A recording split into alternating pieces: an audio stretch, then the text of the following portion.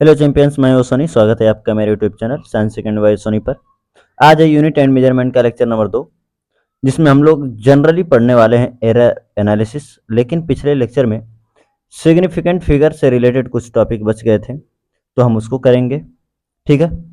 पहला जो आपका टॉपिक होगा वो होगा राउंडिंग ऑफ, क्योंकि उसका यूज होगा सिग्निफिकेंट फिगर से रिलेटेड न्यूमेरिकल्स करने में। और तब हम पढ़ेंगे एरर्स एंड इट्स टाइप्स, यानी कि एरर के बारे में कंप्लीट सारी चीज़ें हम लोग पढ़ने वाले हैं इस लेक्चर में। उसके बाद हम लोग करेंगे न्यूमेरिकल्स, ठीक है ना। एरर पर ही न्यूमेरिकल्स होंगे, अच्छे न्यूमेरिकल्स होंगे। और कुछ न्यूमेरिकल्स अगर आपके बच भी जाएंगे तो हम उसको अगले लेक्चर में कवर कर लेंगे। ठीक है। आइए स्टार्ट करते हैं लेक्चर को। पहले है राउंडिंग ऑफ का जो मैं रूल्स है वो हम आपको पिछले लेक्चर में बता चुका हूँ, जब मैं बेसिक मैथ पढ़ा रहा था। ठीक है। फिर भी मैं एक यहाँ पर एग्जांपल से लेकर आया हूँ, जिसके थ्रू मैं आपको राउंडिंग ऑफ समझा दूँ, क्योंकि बिना इसके तो हम आगे बढ़ नहीं सकते। ठीक है। बिना इसके आगे नहीं बढ़ा जा सकता है, क्योंकि आपको इसकी नॉलेज होनी चाहिए। ठीक। तो यहाँ पर हमने कुछ एग्जाम्पल्स लिए हैं। यहाँ पर हमें इसका राउंडिंग ऑफ करना है कितने सिग्निफिकेंट फिगर तक? 3 सिग्निफिकेंट फिगर तक, यानी कि राउंडिंग ऑफ करना है इसका, rounding off up to 3 significant figure. मैं एसएफ लिख दे रहा हूँ, ठीक है ना। सिग्निफिकेंट फिगर को 7.364, यहाँ पर पहला जो एग्जांपल है आपका है 7.364। अगर 3 ही सिग्निफिकेंट फिगर चाहिए तो हमें यहाँ तक चाहिए, यानी 7.36 तक हमें चाहिए। तो हम उसके आगे वाला डिजिट देखेंगे जो कि 5 से छोटा है, और अगर 5 से छोटा होता है तो हम उसको हटा देते हैं। केवल आपका बचेगा 7.364 हट जाएगा। क्यों? क्योंकि ये 5 से क्या है? छोटा है। ठीक है। अगले में देखिए, यहाँ पर भी हमें 3 ही सिग्निफिकेंट फिगर चाहिए, यानी यहाँ तक। तो हम अगला नंबर देखेंगे जो कि 5 से बड़ा है, और 5 से बड़ा होता है तो एक ऐड हो जाता है पहले वाले में, और उसको हम लोग क्या करते हैं? हटा देते हैं, यानी 36 के बजाय 37 हो जाएगा, और 7 जो था वो हट जाएगा। ठीक है। नेक्स्ट में देखिए 8.3251, हमें 3 ही सिग्निफिकेंट फिगर चाहिए। तो हम नेक्स्ट नंबर देख रहे हैं जो कि है 5। अगर 5 हुआ, देखिए 5 से छोटा होगा तो हटा देंगे, 5 से बड़ा होगा तो एक जोड़कर हटा देंगे। लेकिन अगर 5 हुआ तो हम पीछे वाला दोबारा से देखेंगे, यानी कि 5 के पहले वाला डिजिट देखेंगे जो कि इवन दिख रहा है। क्या दिख रहा है? इवन। और इवन होता है तो उसी तरह छोड़ देते हैं, मतलब कुछ ऐड नहीं होगा, उसी तरह से बाकी सारी चीजें हट जाएंगी। ठीक ना। लेकिन अगला एग्जांपल देखिए आप, 9.445, 9.445। तो हम देख रहे हैं कि हमें 3 ही सिग्निफिकेंट फिगर चाहिए। तो नेक्स्ट नंबर देखा हमने 5 है, और 5 होगा तो पहले वाला डिजिट देखेंगे, यहाँ पर भी इवन ही है। और जब इवन होगा तो हम 5 को हटाकर उसी तरह छोड़ देंगे, 9.44 ही रहने देंगे। ठीक है। अगले में देखिए, अगले में भी थ्री थ्री ही सिग्निफिकेंट फिगर चाहिए। तो हम 5 को देखेंगे, पहले वाला देखेंगे इवन है, तो यहाँ पर भी वही आपका आंसर होगा, 9.44 ही। ठीक। लेकिन अगला वाला क्वेश्चन, यहाँ पर 3 सिग्निफिकेंट फिगर चाहिए। हमने देखा 5 है तो पीछे वाला देखेंगे, यहाँ पर इस बार ऑड मिल रहा है। यहाँ पर जो डिजिट है वो ऑड है, और ऑड होता है तो ऑड को ऑड नहीं छोड़ते, उसको कर देते हैं इवन। और इवन करने के लिए हम उसमें ऐड करते हैं 1, यानी 7 के बजाय हो जाएगा 8, और 5 को हटा देंगे। ठीक है। इसी तरह से नेक्स्ट देखिए, यहाँ पर भी 3 ही सिग्निफिकेंट फिगर चाहिए। तो हम नेक्स्ट नंबर देखेंगे 5 है, और इसके पहले वाला ऑड है, तो ऑड को हमें क्या करना पड़ेगा? इवन, यानी 15.8। यहाँ पर ये सारे के सारे अब 3 सिग्निफिकेंट फिगर में राउंडिंग ऑफ हो चुके हैं। ठीक है। तो अगर हमें किसी का राउंडिंग ऑफ करना है तो मेजर बातें ये हमें देखनी है कि कितने सिग्निफिकेंट फिगर तक करने हैं। उसके बाद हमें ये रूल्स याद होने चाहिए कि अगर 5 से छोटा है हटा देंगे, 5 से बड़ा है एक ऐड करके हटाएंगे। अगर 5 है तो पीछे वाला अगर इवन होगा तो उसी तरह छोड़ देंगे, हटा देंगे बाकी सबको। और अगर ऑड है तो एक ऐड करके हटा देंगे बाकी सबको। ठीक है।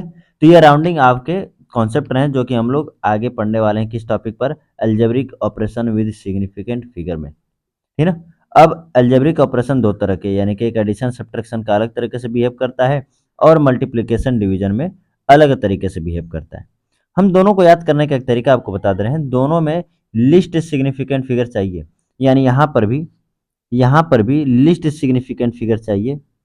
लिस्ट सिग्निफिकेंट फिगर चाहिए, लेकिन आफ्टर डेसिमल, आफ्टर डेसिमल। यहाँ पर भी लिस्ट सिग्निफिकेंट फिगर चाहिए, किसमें, आंसर में, सिग्निफिकेंट फिगर,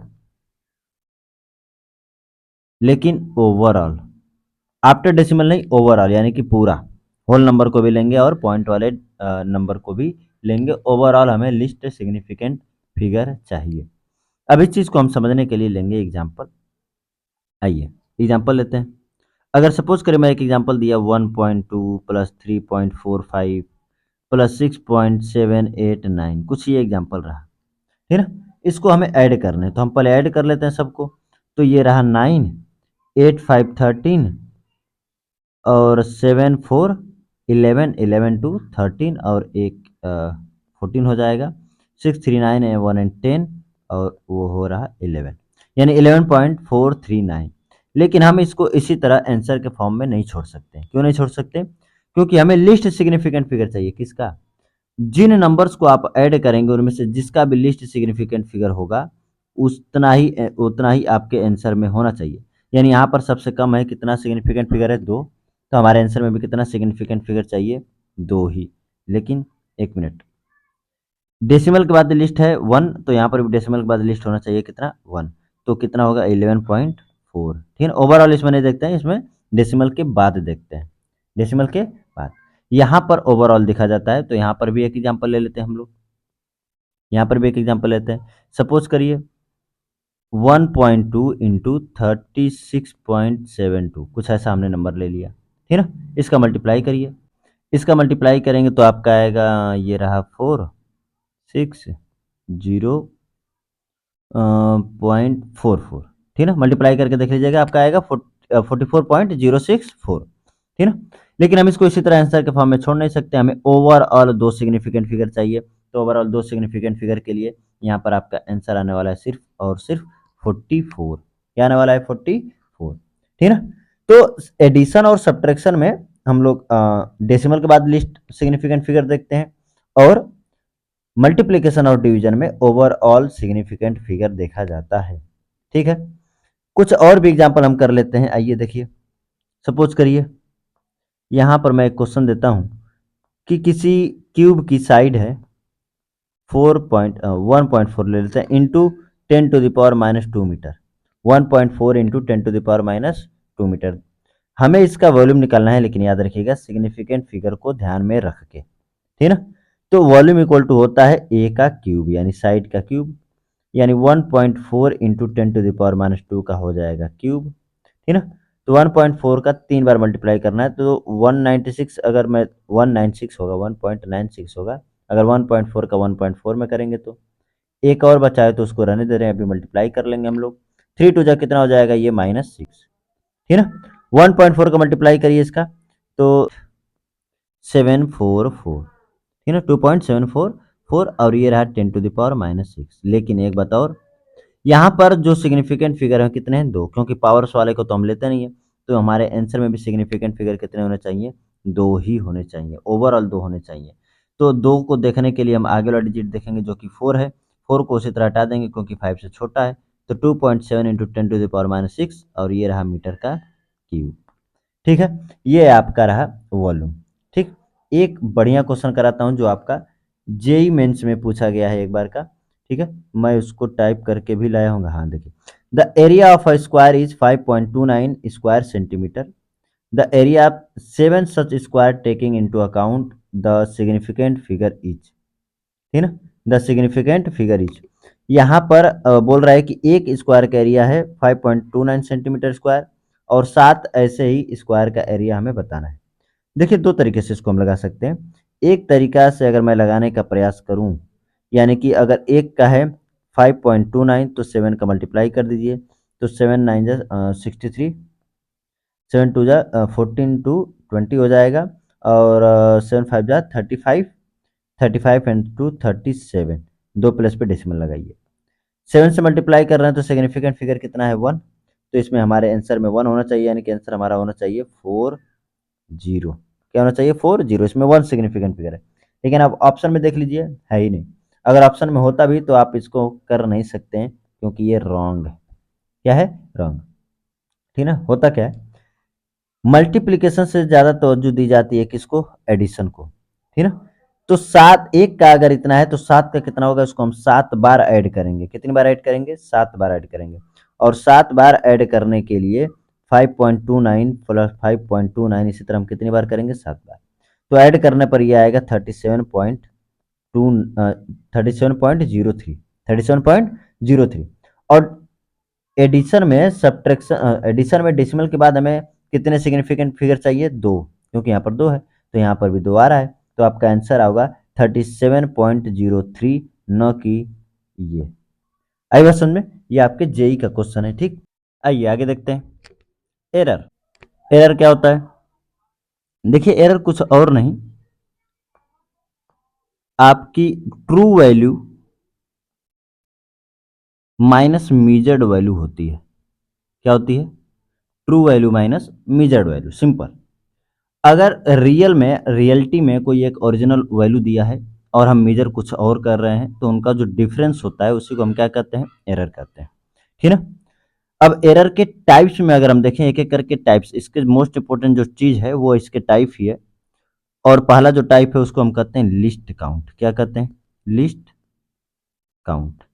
ठीक। लिस्ट काउंट क्या होता है? कोई भी अगर हम इंस्ट्रूमेंट ले रहे हैं, कोई भी इंस्ट्रूमेंट ले रहे हैं तो मिनिमम कोई ना कोई लेंथ मेजर कर सकता है। मिनिमम, जैसे अगर मेरे पास स्केल है तो स्केल मिनिमम 1 मीटर की लेंथ मेजर कर सकता है। स्केल जो है मिनिमम कितना मिलीमीटर? 1 मिलीमीटर, यानी 1 mm की डिस्टेंस मेजर कर सकता है। अगर 1 mm से छोटा अगर हमें मेजर करना होगा तो हम स्केल से नहीं मेजर कर पाएंगे। तब हमें उसके लिए यूज करना पड़ेगा वर्नियर कैलिपर्स। क्या यूज करना पड़ेगा? वर्नियर कैलिपर्स, जो कि मिनिमम 0.1 mm मेजर कर सकता है। इसी तरह से स्क्रू गेज की अगर हम बात करें तो screw gauge minimum 0.01 mm measure कर सकता है। ठीक है ना? तो कोई भी इंस्ट्रूमेंट मिनिमम जितनी लेंथ मेजर कर सकता है उसको हम क्या कहते हैं? Least count. और जितना वो मिनिमम मेजर कर सकता है उतना ही उसमें एरर होने की भी पॉसिबिलिटीज होती है। ठीक है ना? उसको हम कहते हैं लिस्ट काउंट एरर या परमिसिबल एरर। क्या कहते हैं? Permissible error.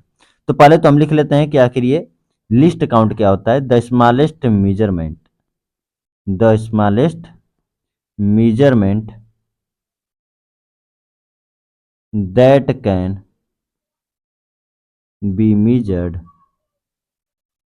that can be measured accurately, accurately by an instrument, by an instrument, यानी किसी भी इंस्ट्रूमेंट के द्वारा जितनी भी मिनिमम डिस्टेंस या मिनिमम मेजरमेंट लिया जा सकता है उसी को हम कहते हैं लिस्ट काउंट। क्या कहते हैं? लिस्ट काउंट कहते हैं। जैसे अगर मैं लिखूं कि एक स्केल जो होती है, स्केल जो होती है, स्केल जो होती है उसका लिस्ट काउंट कितना है? तो 1 mm है, जिसको हम 10⁻³ मीटर भी लिखते हैं।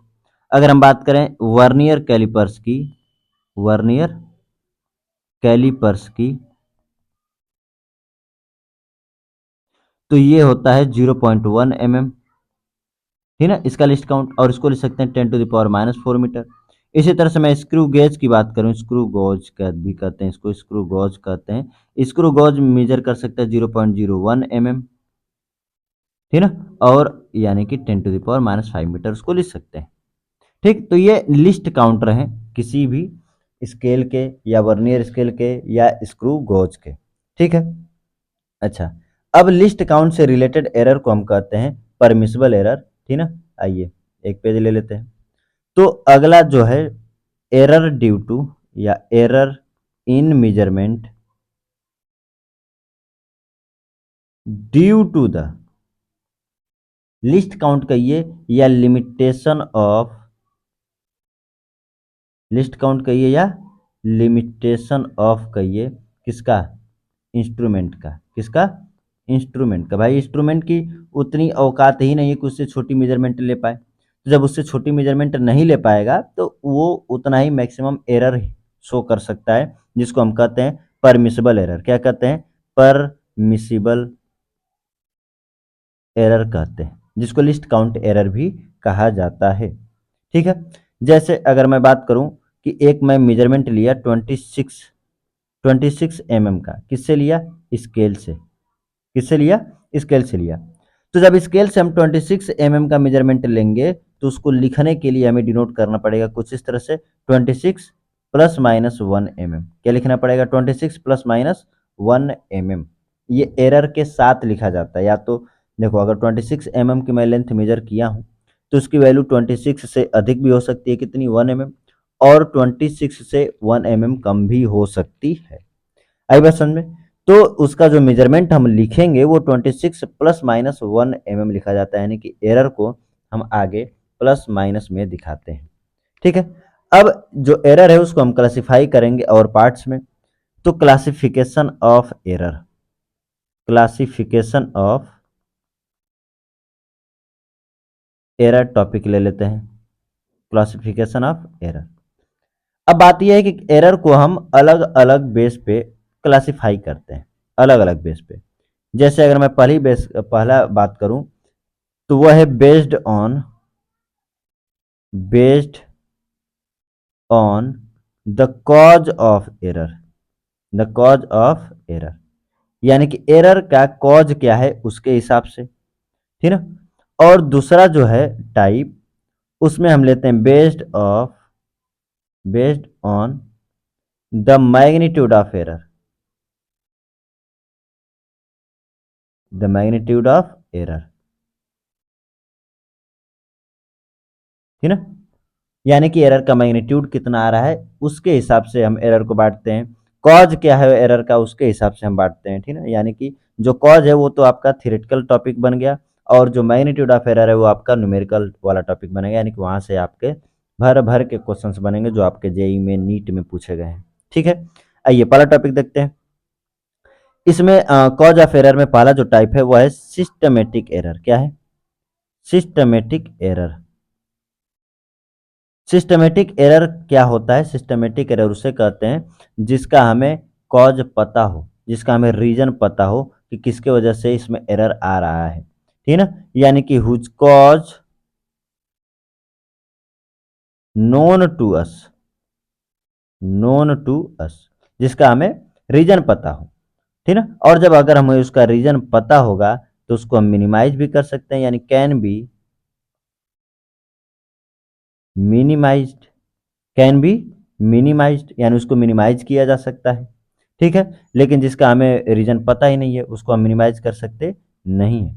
अच्छा, इसके एग्जांपल मैं इसको अगले पेज पे कर लेता हूँ। ठीक है। आइए अगले पेज पे कर लेता हूँ, इसी के जस्ट नीचे यहाँ पे। तो इसके कुछ मैं आपको दिखा देता हूँ, जैसे इंस्ट्रूमेंट से रिलेटेड, जिसको हम इंस्ट्रूमेंटल एरर कहते हैं। क्या कहते हैं? Instrumental error.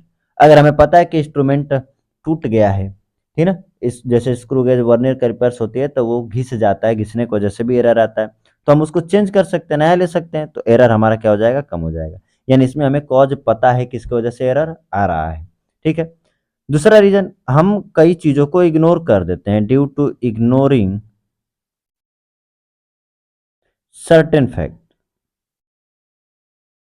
कैसा फैक्ट? जैसे मान लो एयर रेजिस्टेंस की वजह से कभी आ रहा है एरर। एयर रेजिस्टेंस कहाँ? अगर हम किसी सपोज करिए पेंडुलम का हम मेजर करना चाहते हैं टाइम पीरियड, ठीक है ना, तो वहां पर एयर रेजिस्टेंस की वजह से उसका टाइम पीरियड क्या होगा? कुछ कम आएगा। और जब उसका टाइम पीरियड कुछ कम आएगा, ठीक है, तो एरर तो आएगा ही आएगा। ठीक है ना? तो एयर रेजिस्टेंस की वजह से टाइम पीरियड क्या हो जाता है? कुछ कम हो जाता है, यानी कि टाइम पीरियड कम हो जाएगा किसकी वजह से? एयर रेजिस्टेंस की वजह से। किसका? पेंडुलम का, पेंडुलम का। ठीक है। तीसरी चीज है, अगर टेम्परेचर चेंज हो जाए, प्रेशर चेंज हो जाए, ठीक है ना, ह्यूमिडिटी आ जाए एटमॉस्फेयर में, तब भी तो एरर हो सकता है। यानी कि change in temperature, pressure and humidity. ठीक है ना? टेम्परेचर और प्रेशर, ह्यूमिडिटी चेंज की वजह से जो एरर आता है उसको हम लोग कहते हैं सिस्टमेटिक एरर। ठीक है ना? तो ये तीन मेजरली फैक्टर हैं जिनकी वजह से आपके सिस्टमेटिक एरर होते हैं, और हम इसको मिनिमाइज भी कर सकते हैं। ठीक। जो दूसरा टाइप है इसका, उसको कहते हैं रैंडम एरर। क्या कहते हैं? Random error. रैंडम नाम ही इसलिए दिया गया है क्योंकि इसका हमें कॉज ही नहीं पता होता है। ठीक है? इसका हमें कॉज पता नहीं होता है कि ये क्यों आ रहा है, यानी कि कॉजेज और not known to us, known to us, इसके कॉजेज हमें पता नहीं होते हैं। और जब कॉजेज ही नहीं पता है तो हम इसको मिनिमाइज नहीं कर सकते हैं, इसको कंप्लीटली रिमूव नहीं कर सकते, किसको, एरर को। ठीक, तो hence not possible to remove error completely, error completely, ठीक ना, एरर को कंप्लीटली रिमूव नहीं किया जा सकता है। ठीक है, आइए, जो मैग्नीट्यूड ऑफ एरर पर बेस्ड था उसको हम एक एक करके पढ़ते हैं। तो पहला जो आपका टाइप है वो है आपका एब्सोल्यूट एरर। क्या है, एब्सोल्यूट एरर। अब ये एब्सोल्यूट एरर क्या होता है, ठीक ना। दरअसल अभी हमने जो आपको एरर की डिफिनेशन दी वो किसी और की डिफिनेशन नहीं, वो एब्सोल्यूट एरर की ही डिफिनेशन है, यानी कि difference between true value and measured value.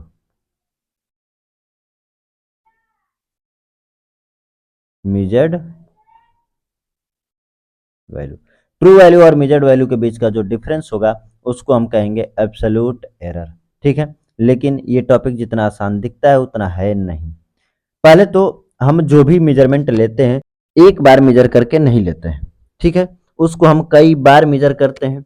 और जब कई बार मेजर करेंगे तो हम उसकी मीन वैल्यू निकालते हैं। क्या निकालते हैं, मीन वैल्यू, जिसको हम लोग ए एम से डिनोट करते हैं। और सपोज करिए हमने पहली बार मेजर किया तो A1 आया, दूसरी बार में A2 आया, इसी तरह हमने कितनी बार ऐड किया, AN बार, मतलब एन बार हमने मेजरमेंट लिया। इसकी मीन वैल्यू निकालने के लिए हम क्या करेंगे, n से डिवाइड कर देंगे, sum of n turns upon number of turns. ठीक है, तो ये AM आया, जो मीन वैल्यू आई, ये मीन वैल्यू से ये A1 A2 AN कितना कम है या कितना अधिक है उसी को हम क्या कहते हैं, एरर। तो आइए एक एक करके हम एरर निकालते हैं। जैसे अगर मैं डेल्टा A1 निकालूं, देखिए किसी भी एरर को हम डेल्टा से डिनोट करते हैं। अगर मैं डेल्टा A1 निकालूं तो वो होगा AM माइनस A1, ठीक है, मीन वैल्यू में से कितना कम है या अधिक है। इसी तरह से डेल्टा A2 निकालूं तो मीन वैल्यू में से A2 को मेजर करूंगा। डेल्टा A3 निकालूं तो मीन वैल्यू में से A3 को मेजर सब्ट्रैक्ट करूंगा। इसी तरह से अगर मैं डेल्टा AN निकालूं, ठीक है ना, AN, तो AM में से मैं AN वाला क्या करूंगा, माइनस करूंगा। अब जिस तरह से हम लोग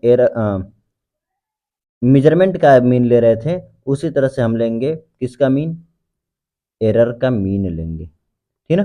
तो हर बार के एरर का मीन लिया जाएगा डेल्टा A1 का मैग्नीट्यूड प्लस डेल्टा A2 का मैग्नीट्यूड। क्यों मैग्नीट्यूड लिया जा रहा है, क्योंकि एरर कभी सब्ट्रैक्ट नहीं हो सकता, एडिटिव नेचर का होता है एरर का, ठीक है ना। एरर का जो नेचर होता है वो क्या होता है, सब्ट्रैक्टिव होता है, डेल्टा AN, और n से क्या करेंगे, डिवाइड करेंगे। ये आपका हो जाएगा एब्सोल्यूट एरर। जो ये आया है इसी को हम लोग क्या कहते हैं, एब्सोल्यूट एरर, एब्सोल्यूट एरर कहते हैं इसको। ठीक, अब इसके मेजरमेंट को अगर हमें लिखना होगा तो हम लिखेंगे कैसे, तो A इक्वल टू लिखा जाएगा AM plus minus delta AM, ठीक है ना। तो AM में हम प्लस माइनस करके लिखेंगे डेल्टा AM को। ठीक, एरर को आगे प्लस या माइनस के साथ ऐड करके ही लिखते हैं। ठीक है, तो ये रहा एब्सोल्यूट एरर। और भी एरर हैं हमारे, जैसे रिलेटिव या फ्रैक्शनल एरर, रिलेटिव या फ्रैक्शनल एरर।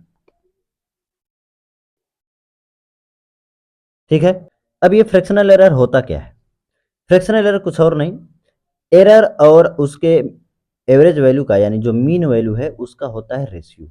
तो हम ऊपर रखते हैं डेल्टा A मीन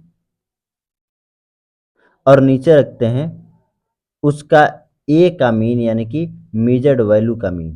तो ऊपर डेल्टा A मीन होता है और नीचे A मीन होता है। कुल मिलाकर आप इतना समझिए कि डेल्टा A अपॉन A होता है, डेल्टा A अपॉन A होता है। ये आपका होता है fractional error.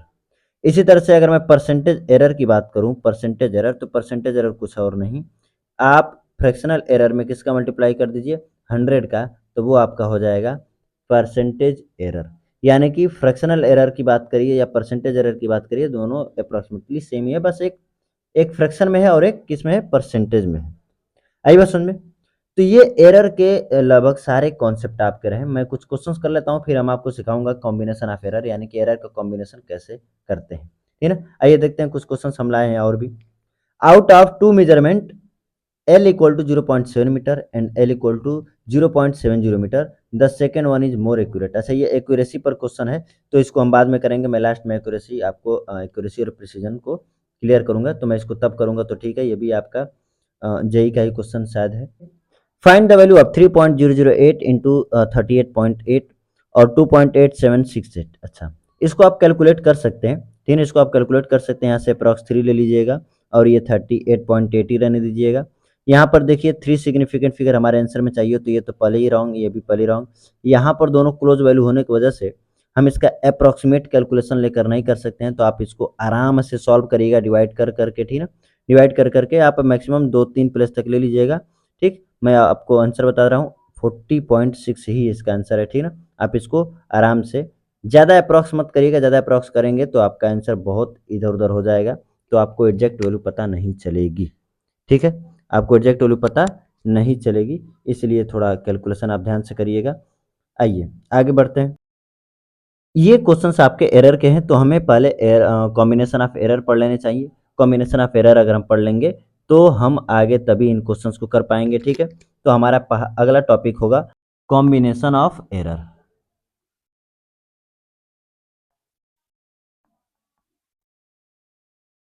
Combination of error, ठीक है।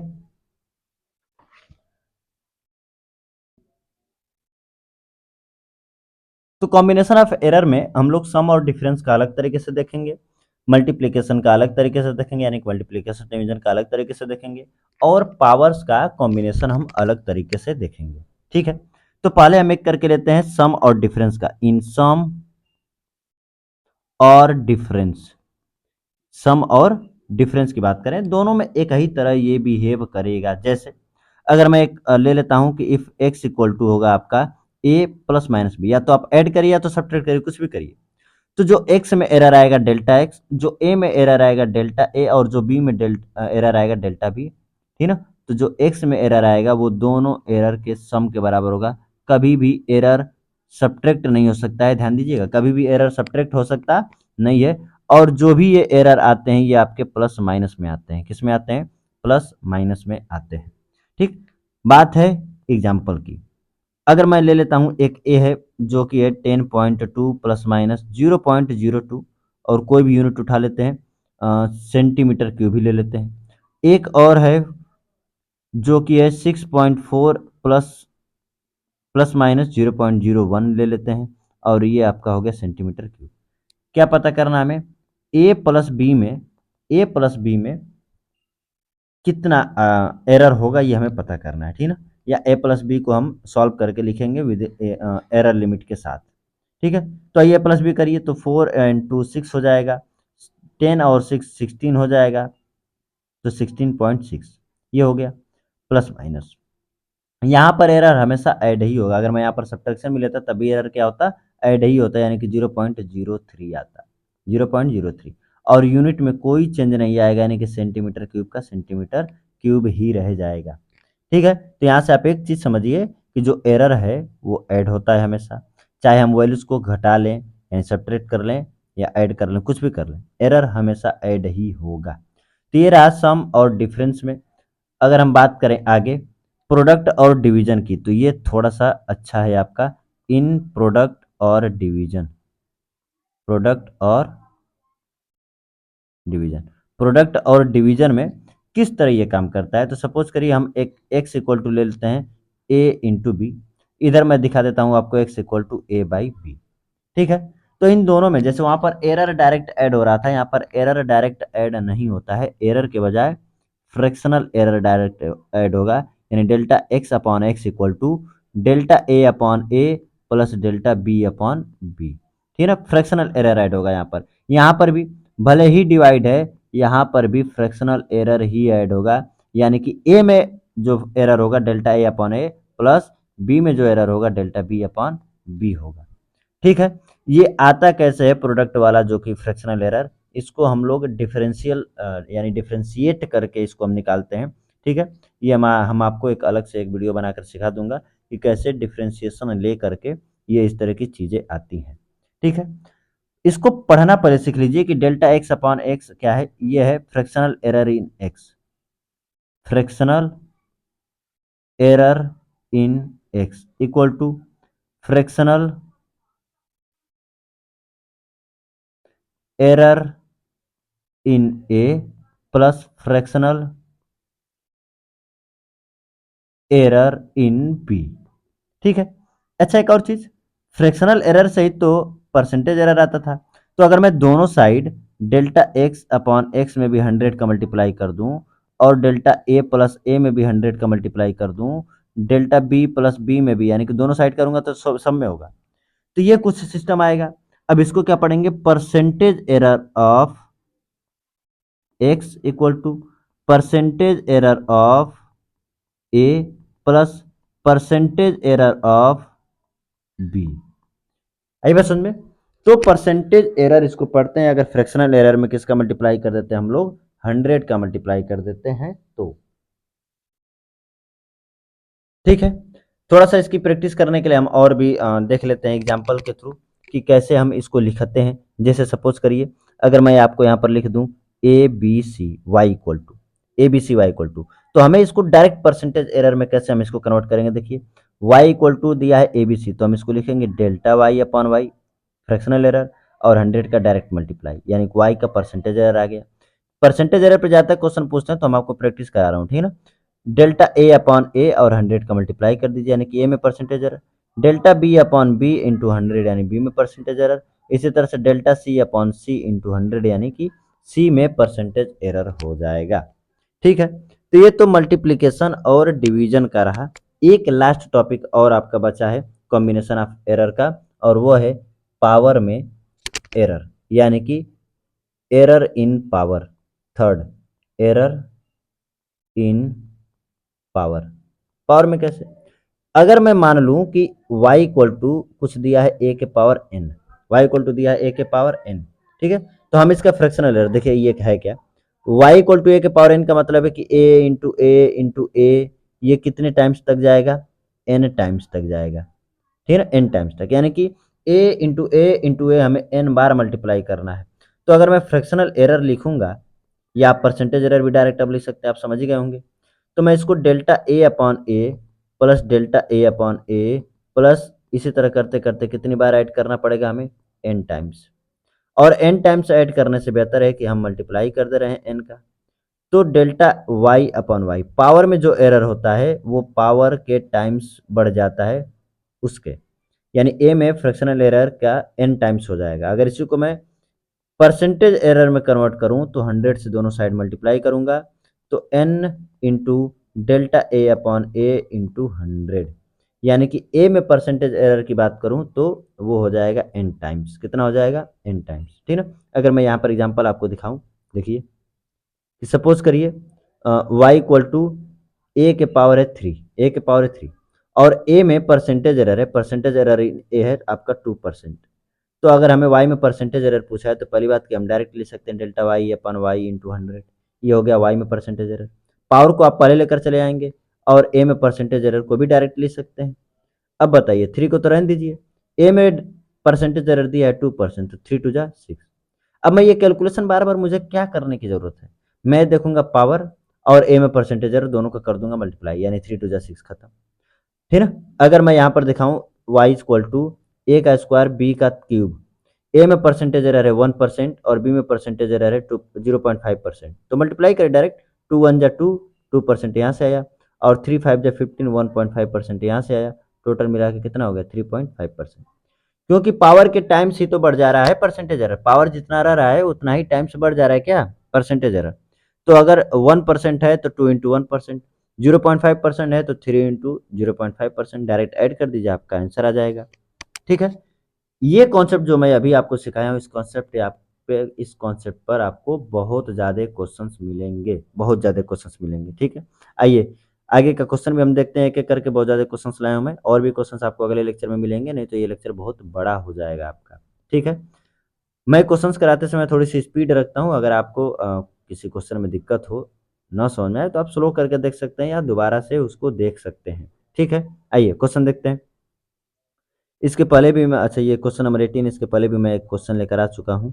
देखते हैं क्वेश्चन, हाँ क्वेश्चन नंबर 17, ठीक है। The diameter of wire measured by screw gauge was found to be 2.602 centimetre, 2.625 centimetre, 2.630 centimetre, 2.628 centimetre and 2.626 centimetre. Calculate mean value of diameter. अच्छा, mean value निकालते हैं।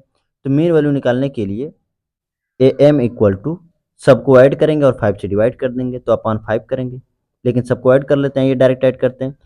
6 8 14, 14 0 14, 14 5 19, 19 0 19, 19 को 9 1 कैरी। अच्छा, 2 2 4, 4 3 7, 2 9, 2 11 और ये एक हो जाएगा 12, 1 कैरी अभी भी है। 6 5 बार है तो 30 और 1 ये 31, 3 कैरी इस बार हो गया। और 2 5 बार है तो 2 5 जा 10 एंड 3 हो जाएगा आपका 13, 3 प्लेस पे डेसिमल लग जाएगा।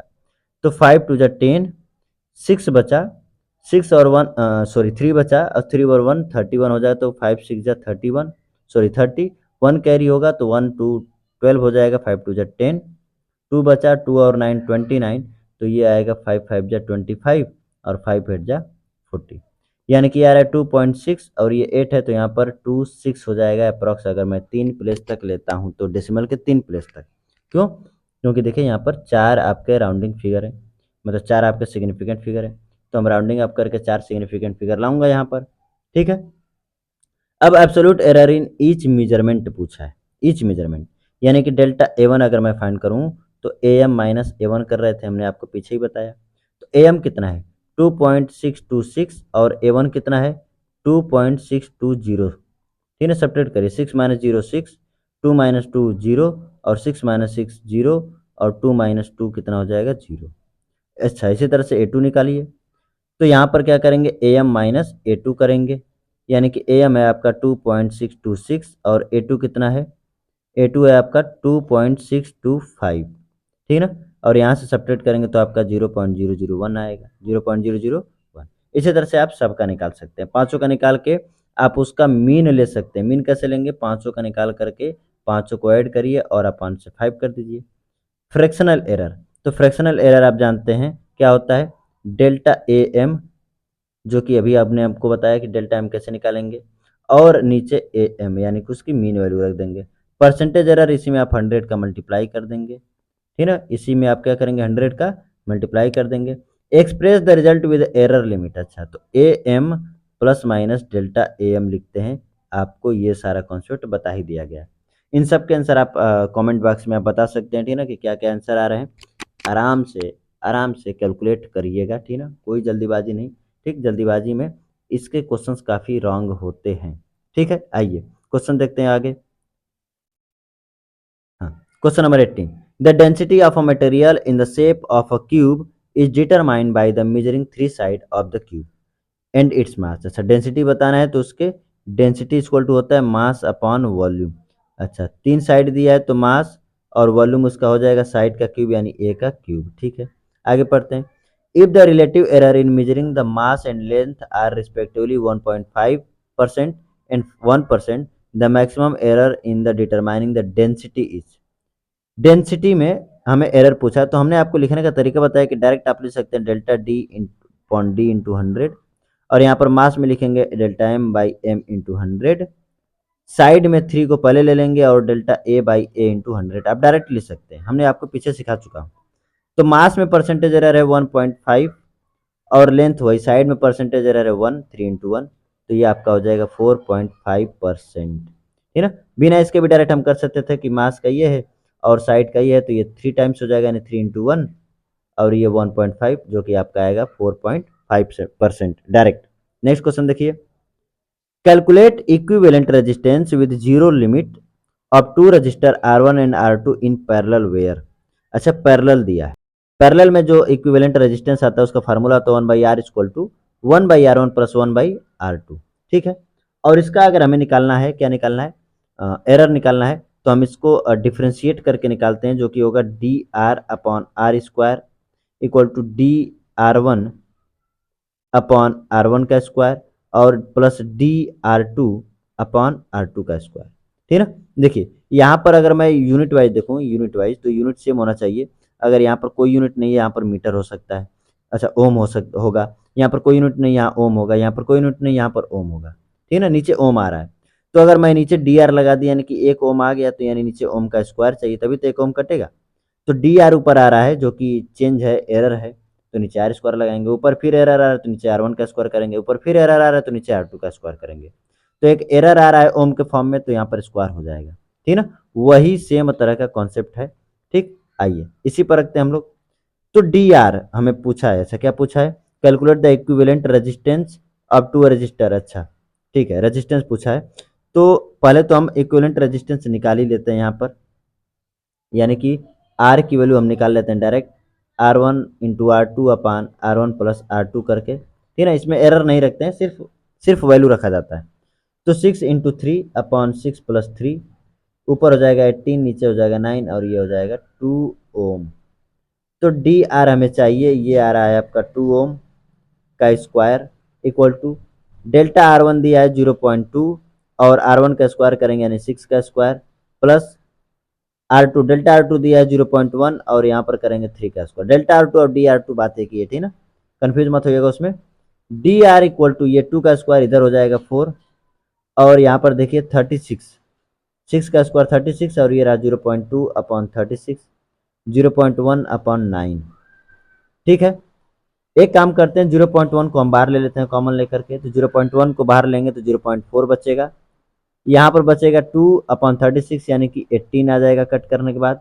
यहाँ पर 1/9 होगा, एलसीएम लीजिए 18 आएगा, 18 1 जा 18 और 9 2 जा 18, ठीक। तो 0.4 मैं इसको ऊपर दिखा देता हूँ, 0.4 इंटू 3/18 आएगा, और ये आ रहा है आपका किसके इक्वल टू, डेल्टा आर यानी डी आर के इक्वल टू, किसके इक्वल टू आ रहा है, डी आर के इक्वल टू आ रहा है, डी आर, ठीक है। तो डी आर के इक्वल टू आ रहा है 0.4 इंटू 3/18, 3 से कट करेंगे तो ये आएगा 6 बार जाएगा, तो ये रहा 0.4 और ये रहा 6, पॉइंट हटाइए तो नीचे 0 लगेगा, और इसको कट करेंगे तो आएगा 15, यानी डी आर की वैल्यू आ गया 1/15, ठीक है, 1/15 आ गया। अब इससे इसको डिवाइड करिए तो अप्रॉक्सीमेटली ऐसा देखिए 0.6 बार, और फिर 10 बचेगा, तो 10 तो 100, चलिए ठीक है 0.6 बार, एक ही बार लेके चलते हैं, ठीक।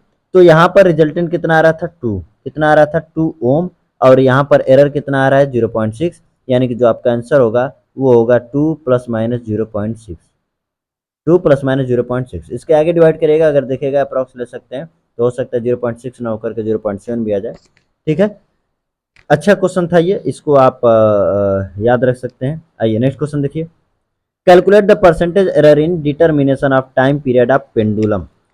टाइम पीरियड पेंडुलम का, तो देखिए डायरेक्ट हम यहाँ पर करेंगे, टी में परसेंटेज एरर चाहिए, अंडर रूट ये L/G है, ठीक है ना, अंडर रूट L/G है, तो हाफ पहले चलाएगा, और एल में परसेंटेज एरर प्लस जी में परसेंटेज एरर, एल में परसेंटेज एरर है 1, और जी में परसेंटेज एरर है 2 का, और ये 3/2 आ रहा है, यानी कि 1.5% आंसर। डायरेक्ट मैं कर रहा हूँ आपसे, ठीक ना, मैं अब उसको फैला के नहीं करूंगा, डायरेक्ट मैं क्लियर किया। नेक्स्ट क्वेश्चन देखिए, the period of oscillation of a simple pendulum is T equal to 2π√L/G, वो वैसा ही है। Major value of L is 20.0 centimetre, known to be 1 mm accuracy. अच्छा, एल की लेंथ दिया है इतना, और इतना आपका हो सकता है एरर, ठीक है। आगे देखिए, and the time for 100 oscillation of pendulum is found to be 90 second, कितना 90 सेकेंड, 100 ऑसिलेशन का 90 सेकेंड दिया है, wristwatch of 1 second resolution, the accuracy of determination of g, okay, g में पूछा है। तो टी इक्वल टू है आपका 2π√L/G, दोनों साइड का स्क्वायर करिए टी स्क्वायर, क्योंकि हमें जी में चाहिए तो हम जी का पहले फार्मूला निकाल लेते हैं। यहाँ पर आएगा 4π² और ये होगा L/G, जी को इधर लाइए, टी स्क्वायर इधर आएगा, तो जी प्रोपोर्शनल हो जाएगा L/ किसके, टी स्क्वायर के, यानी जी में परसेंटेज एरर, तो जी में जो परसेंटेज एरर आएगा वो एल में percentage error plus 2 times of T में परसेंटेज एरर के बराबर आएगा। एल का परसेंटेज एरर निकाल लेते हैं, जो कि है 1 mm, 1 mm को सेंटीमीटर में करिए 0.1 सेंटीमीटर, और ये है ओरिजिनल आपका 20.0 सेंटीमीटर, परसेंटेज में करेंगे तो 100 का मल्टीप्लाई करेंगे, 2 इंटू टी, टी में जो 1 सेकेंड का है एरर, और 90 सेकेंड आपका आ रहा है क्या, टाइम पीरियड, ठीक है, और 100 से मल्टीप्लाई करेंगे तो किस में कन्वर्ट होगा, ये परसेंटेज एरर में, ठीक है। तो 100 से यहाँ पर मल्टीप्लाई मैं कर रहा हूँ, यहाँ से मैं इसको मिटा देता हूँ, थोड़ा सा ये हटा देता हूँ, और यहाँ पर ये 100, यहाँ पर एक और जीरो बढ़ा दे रहा हूँ, ठीक है ना, 100 है वो। एक जीरो से एक जीरो यहाँ से मैं कैंसिल भी कर देता हूँ, ठीक है। आइए, तो ये 25 जा 100 हो जाएगा, 5 का पॉइंट वन में करेंगे तो 0.5 प्लस ये 10 टू जा 20 बाई 9 हो जाएगा, ये 0.5।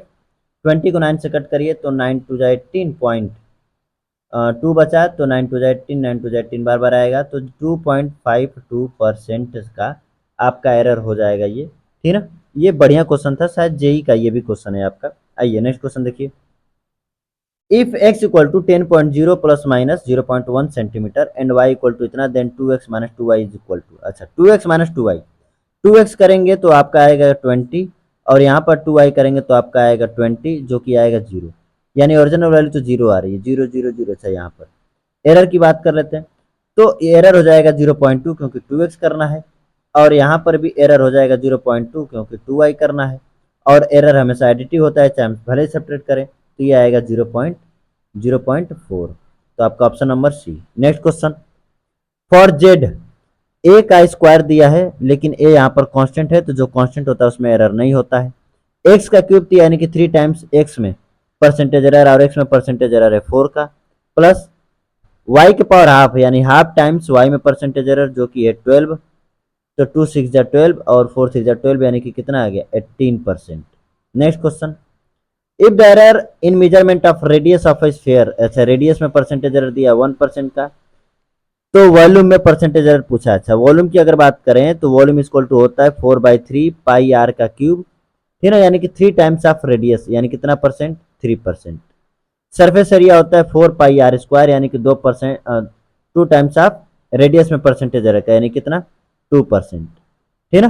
देखिए सारे क्वेश्चन आप डिटेल में लगा सकते हैं, पूरा बेहतरीन से एक एक चीज लिख कर लगा सकते हैं, मैं आपको डायरेक्ट बता रहा हूँ। देखें मैं ये कॉन्सेप्ट आपको सिखा चुका हूँ, इसलिए मैं डायरेक्ट बता रहा हूँ। Next question, if error in measurement of surface area of sphere, अच्छा सरफेस एरिया में जो है वो 4% का है, यानी 4 पाई आर स्क्वायर में, तो रेडियस में 2 टाइम्स कम हो जाएगा, यानी कि 2% का हो जाएगा। Find the error in measurement of its volume, अच्छा वॉल्यूम में आर का क्यूब आता है, यानी कि 3 टाइम्स बढ़ जाएगा, यानी कि 3 टू जा 6% का, तो वॉल्यूम कितने परसेंट का 6%। देखिए स्क्वायर है ना, तो यहाँ पर 2 times delta r by r into 100 आएगा, इक्वल टू 4 आ रहा है, तो ये 2 अपॉन में जाके 4/2 होगा, तो जो कि 2% आएगा रेडियस में, क्यूब में 3% हो जाएगा वॉल्यूम का। Next question, if the error in the measurement of momentum of a particle is 100%, अच्छा एरर आ रहा है 100% का, यानी कि अगर हमने मेजर किया x तो एरर भी आ रहा है x, यानी कि मैक्सिमम जो इसकी वैल्यू दिख सकती है वो दिख सकती है 2x, ठीक है। Then the error in the measurement of its kinetic energy, अच्छा उसकी काइनेटिक एनर्जी में कितने का एरर होगा, तो देखिए काइनेटिक एनर्जी जो होती है प्रोपोर्शनल होती है पी स्क्वायर के, पी स्क्वायर के प्रोपोर्शनल होगी, तो जो एरर होगा वो 2 टाइम्स हो जाएगा पी के, यानी कि 2x के, यानी वैल्यू कितनी आ रही है 4x, कितनी हो जाएगी 4x हो जाएगी।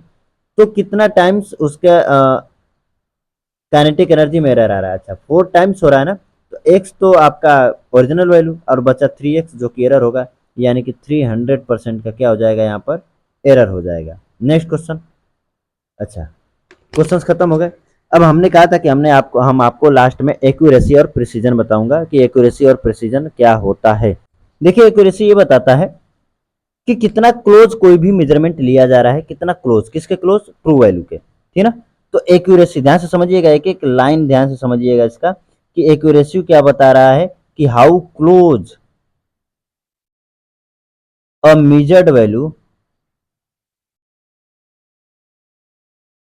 टू ट्रू वैल्यू, यानी कि एक मेजर्ड वैल्यू ट्रू वैल्यू को कितना क्लोज है, ये बताती है एक्यूरेसी। और एक्यूरेसी में हम लोग मेन चीज पर जो फोकस करते हैं वो फोकस करते हैं करेक्टनेस पे, किस पे, करेक्टनेस, यानी कि हमें सही सही वैल्यू चाहिए, करेक्टनेस ऑफ मेजरमेंट पे। अच्छा हमारा गोल क्या होता है कि जो मिनिमम एरर होके, ठीक है ना, गोल क्या होता है minimum error, minimum error, minimum error होना चाहिए, ये एक्यूरेसी बताती है, ठीक है ना। लेकिन प्रिसीजन क्या कहता है, precision how close repeated value, यानी कि रिपीट मैं कई बार अगर उसका मेजरमेंट ले रहा हूँ, कई बार मेजरमेंट ले रहा हूँ, तो सारे के सारे मेजरमेंट आपस में कितने पास आ रहे हैं, ये होता है प्रिसाइज प्रिसीजन वैल्यू। तो how close repeated measurement, repeated measurement are to each other, आपस में कितने क्लोज है, आपस में कितने क्लोज है, ठीक ना, आपस में ईच ईच अदर, ठीक ना, मैं ठीक से लिख दे रहा हूं इसको, ये आपका ईच अदर, आपस में कितने क्लोज है, ठीक है। यहां पर जो फोकस होता है वो किस चीज पे होता है, कंसिस्टेंसी पे, ठीक है ना, कंसिस्टेंसी पे कि हर बार हम कितना सटीक मेजरमेंट कर रहे हैं, ठीक है ना।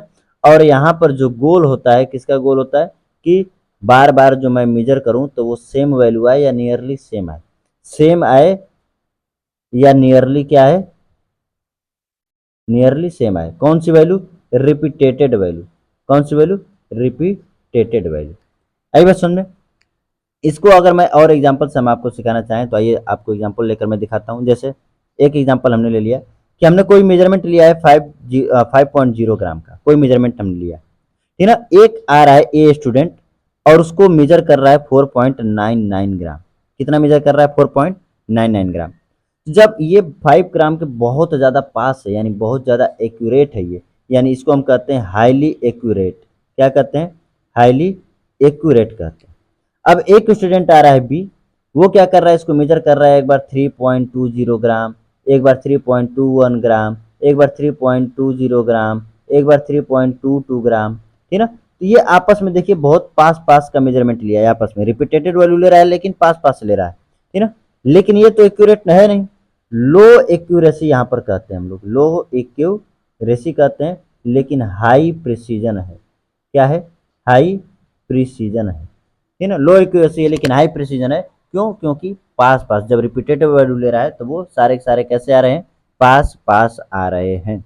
आई बात सुन में। तो यहाँ पर आप समझ गए होंगे कि बहुत पास अगर आ रहा है तो उसको हम कहते हैं हाईली एक्यूरेट, और बार बार रिपीटेटेड वैल्यू ले रहे हैं, ठीक ना, तो उसको हम कहते हैं लो, सॉरी हाई प्रिसीजन कहते हैं, ठीक ना। लो एक्यूरेसी क्यों, क्योंकि बहुत ज्यादा का इसमें डिफरेंस। एक और मैं एग्जांपल दे रहा हूँ, आइए सी आ रहा है और उसको मेजर कर रहा है 4.98, 4.99, 5.01, ठीक है ना, और एक आ रहा है 5.00, ये कुछ इस तरह से मेजर कर रहा है ग्राम में। अरे बस समझ में, ये देखिए ये काफी क्लोज भी हैं, इसके क्लोज हैं, तो यहाँ पर हाई एक्यूरेसी है, हाई एक्यूरेसी है, ठीक, अच्छा। और इनकी जो रिपीटेटेड वैल्यू वो भी पास पास आ रही है, यानी कि यहाँ पर हाई प्रिसीजन भी है, हाई प्रिसीजन भी है। आई बात समझ में। तो आप एक्यूरेसी और प्रिसीजन वर्ड को अच्छे से समझ गए होंगे, इस पर आपके असर्शन रीजन के क्वेश्चन बनते हैं अच्छे खासे। अच्छा मैं क्वेश्चन कुछ लिया भी था ना, जिसको मैंने बोला था कि जब मैं आपको एक्यूरेसी और प्रिसीजन बता लूंगा तो करा दूंगा मैं ये क्वेश्चन। आइए देखते हैं पीछे क्वेश्चन हैं आपके। हाँ ये क्वेश्चन देखिए, out of two measurement 0.7 metre and 0.70 metre the second one is more accurate. अच्छा सेकेंड वन क्यों मोर एक्यूरेट है भी बता रहा हूँ। इसको देखिए, ये दो प्लेस तक मेजर किया गया है, 0.70 मीटर, दो प्लेस तक, यानी इसमें एरर की पॉसिबिलिटी कम है, 0.01 मीटर का एरर है, और यहाँ पर एरर 0.1 मीटर का है, यानी कि इसमें एरर ज़्यादा है, इसमें एरर कम है, तो सेकेंड वन मोर एक्यूरेट, बिल्कुल सही बात है, करेक्ट है। In every measurement mostly the last digit is not accurately known, बिल्कुल सही। लास्ट डिजिट जो होता है वो एक्यूरेटली नोन नहीं होता है, क्यों, क्योंकि लास्ट डिजिट आता है लिस्ट काउंट के अंदर, और लिस्ट काउंट वाला जो डिजिट होता है वो हमें कंफर्म नहीं होता, क्योंकि उतना प्लस माइनस ऐड करके हम लोग लिखते हैं उसको, ठीक ना। अगर मैं लिखूँ 26.3 mm तो 0.3 जो है उसकी वैल्यू 0.1 ऐड भी हो सकती है, सब्ट्रैक्ट भी हो सकती है, तो वो एक्यूरेट नहीं होता है। दोनों ही स्टेटमेंट क्या है आपके, करेक्ट है। नेक्स्ट क्वेश्चन देखिए, which of the following measurement is most accurate. Most accurate कौन होगा, जो काफी, जिसमें कम एरर होगा, ठीक ना। कम एरर किसमें होगा, -4 मीटर तक इसको मेजर किया गया है, ठीक है, -4 मीटर तक, यानी कि यही सबसे ज्यादा एक्यूरेट है, ठीक है, इसमें एरर सबसे कम आएगा। नेक्स्ट क्वेश्चन, ये तो हो ही गया था आपका, ठीक है, हाँ ठीक है, सारे क्वेश्चन सब आपको करा दिए गए हैं, ठीक, सारे क्वेश्चन हो गए। हम लास्ट में एक्यूरेसी और प्रिसीजन भी पढ़ लिए हैं, ठीक है। तो आज के लिए हम इतना ही रहने देते हैं, ठीक, मिलते हैं अगले लेक्चर में, थैंक यू।